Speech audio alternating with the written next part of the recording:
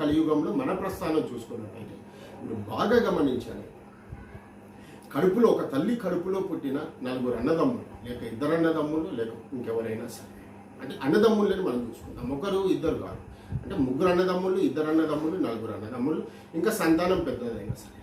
మీరు అక్కడ చూడండి, అన్నదమ్ములు రక్తంతో పంచుకొని పుడతా ఉంటారు. అదే ఇంట్లో ఆడపిల్ల పేగుబంధంతో పుడుతుంది. మీరు బాగా గమనించినట్లయితే రక్తంతో పంచుకున్న అన్నదమ్ములందరూ ఈ భూమి మీద మీరు గమనించవచ్చు, విడిపోయే ఆస్కారాలు చాలా ఉంటాయి. చాలా రకాలుగా మనం గమనిస్తూ ఉంటాం. అన్నదమ్ముల్లో పుట్టినప్పుడు ఎంతటి ప్రేమవంతులో, పెరిగిన తర్వాత వాళ్ళలో. అయితే అట్లాగే మనము ఇక్కడ ఈ ఆడపిల్లని చూసినట్టయితే, అంటే ఒక తల్లి కడుపులో ఆడపిల్లని అంటే పుట్టినప్పుడు చూసినట్టయితే తన పేగు బంధంతో పుడుతుంది, అంటే పేగుని తుంచుకొని పుడుతుంది.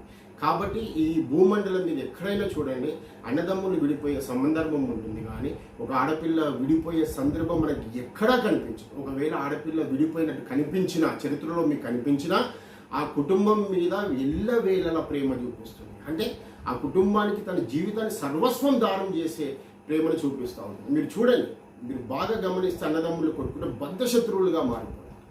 అదే ఆ ఇంట్లో ఆడపిల్ల కానీ ఆ కుటుంబానికి సంబంధించిన అన్న కానీ వాళ్ళిద్దరు విడిపోయినప్పుడు మాత్రం చెల్లెలు తన ఎట్టి పరిస్థితుల్లోనూ, చెల్లెలు కానీ అక్క కానివ్వండి, ఎట్టి పరిస్థితుల్లోనూ అన్నని దూరం చేసుకుని, లేదా తమ్ముని కూడా దూరం చేసుకుని, ఆఖరికి మీరు బాగా గమనించినట్టయితే తనకు ఒకవేళ పెళ్లి జరిగి మెట్టినింటికి వెళ్ళినా, ఆ మెట్టినింట్లో ఉండి తను సంసారం చేస్తూ ఉన్నా, ఇక్కడ కుటుంబ పరిస్థితులకు వచ్చేసరికి కావాలంటే కూడా మీరు గమనించిన భర్తని ఎదిరించి కూడా కుటుంబానికి పాటుపడతాం.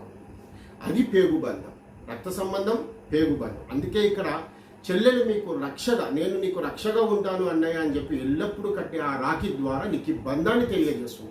ఇంతటి దృఢమైన బంధం మనకి ఎక్కడి నుంచి వచ్చింది ఈ సాంప్రదాయం?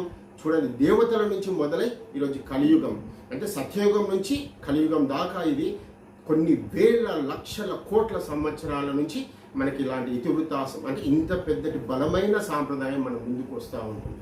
అందుకనే మీరు బాగా గమనించండి ప్రజలారా, ఒక చెల్లి కానీ, ఒక తల్లి కానీ, ఒక అన్న కానీ, ఈరోజు మనం భారతదేశ సమాజంలో, అట్లాగే మీరు ప్రపంచ దేశాలలో ఏ మతాలైనా చూడండి, మీరు ఎన్ని మతాలనైనా చూడండి, స్త్రీకి బలమైన గౌరవం ఉంటుంది. అంటే బలమైన గౌరవం. ఒక స్త్రీని ముట్టుకోవాలంటే ఒక మగవాడు బాగా భయపడతాడు. అంటే స్త్రీకి అంతటి శక్తి, అంటే ఈ సకల దేవతలో ఆ స్త్రీలో కొలువై ఉంటుంది. కాబట్టి అంతటి బలమైన భయపడే సంస్కృతి ఇంకా కూడా మన లోపల కొనసాగుతాం.